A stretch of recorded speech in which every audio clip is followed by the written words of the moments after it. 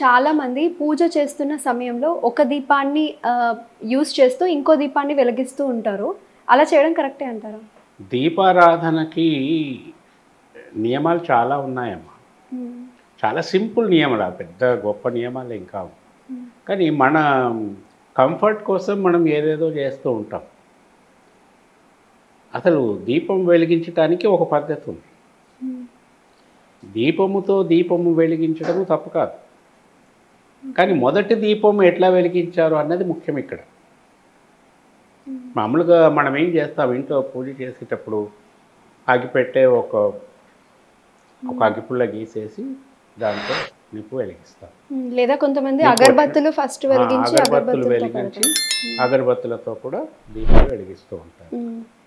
యాక్చువల్గా ఏమిటంటే ఈ ఆరణితో నిప్పు చేయటం అంటే ఒక చెక్క మీద ఇంకొక కర్రను పెట్టి బాగా కవ్వం చిలికినట్టుగా దాన్ని చిలకటం వల్ల ఆ రాపిడికి నిప్పు పుడుతుంది. ఆ నిప్పుతో ఏదో ఫైబర్ లాంటిది, కాటన్ కానీ ఫైబర్ అంటే పీచు కానీ కొబ్బరి పీచు కానీ ఏదో ఒకటి వెలిగిస్తారు ముందు. అందులో నుంచి వచ్చే జ్వాల ఏదైతే ఉంటుందో దాన్ని పవిత్రంగా చేస్తారు. ఆ జ్వాలని మనం హోమం చేసేటప్పుడు కానీ అటువంటప్పుడు ఆ హోమగుండంలో మొట్టమొదట నిప్పు వెలిగించేది ఈ జ్వాలతో.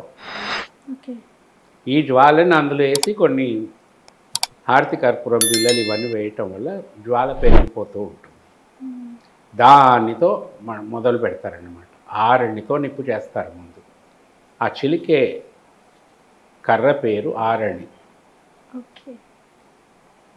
ఎక్కడైనా సరే పెద్ద పెద్ద టెంపుల్స్లో, క్షేత్రాల్లో, మహాక్షేత్రాల్లో కూడా దీపారాధన జస్ట్ లైక్ దట్ చేయరు.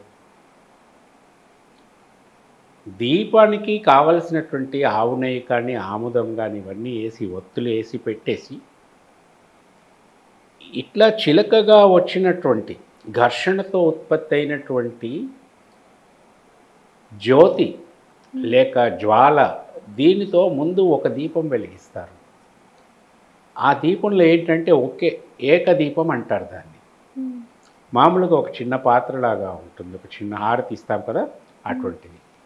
దాంట్లో వేసేసి అందులో ఆముదం అదంతా వేసేసి లేకపోతే ఆవు నెయ్యి వేసి ఆ దీపాన్ని ఈ కర్ర మీద కర్ర పెట్టి ఘర్షణ చేయగా వచ్చేటటువంటి ఉష్ణము చేత లేక మిరుగుల చేత ఈ దీపం ముందు వెలిగిస్తారు.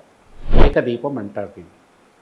ఈ దీపాన్ని తీసుకొని వెళ్ళి ఎక్కడైనా సరే క్షేత్రాలలో అంటే ఎక్కడైతే మూర్తి, విగ్రహము, గర్భగుడి ఇట్లాంటివి ఉంటాయి కదా, అక్కడ మొట్టమొదటి దీపం దీంతో వెలిగిస్తారు. ఏకదీపం అంటారు. దీని అర్థమైంది దీపంతో దీపం వెలిగించవచ్చానే కదా. ఒక దీపాన్ని వెలిగించినంతో ఆ దీపంతో ఇంకొక దీపం వెలిగించవచ్చు, అదేమి ఇది కాదు. సో ఇది దీపంతో దీపం వెలిగించడం అంటే దీని వెనకాల ఎంత కథ ఉంది.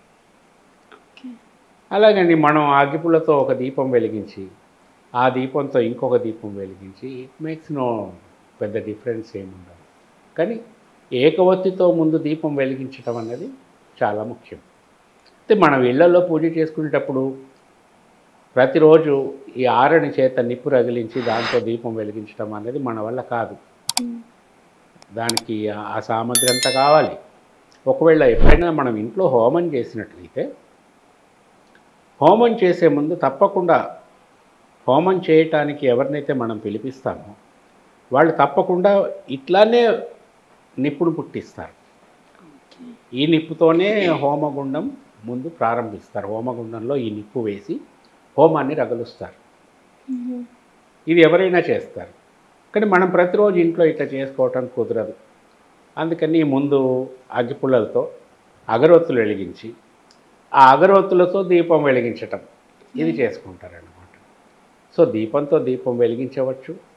మనకి సాధారణ నియమాలు పాటిస్తే కుటుంబంలో అంటే సంసారం చేసే వాళ్ళకి సరిపోతుంది. సన్యాసులకి వాళ్ళకి నియమాలు కొంచెం కష్టంగా ఉంటాయి. కానీ వాళ్ళ పని అదే కాబట్టి వాళ్ళకి పెద్దగా డిఫికల్ట్ అనిపించదు. మనకి చాలా పనులు ఉంటాయి.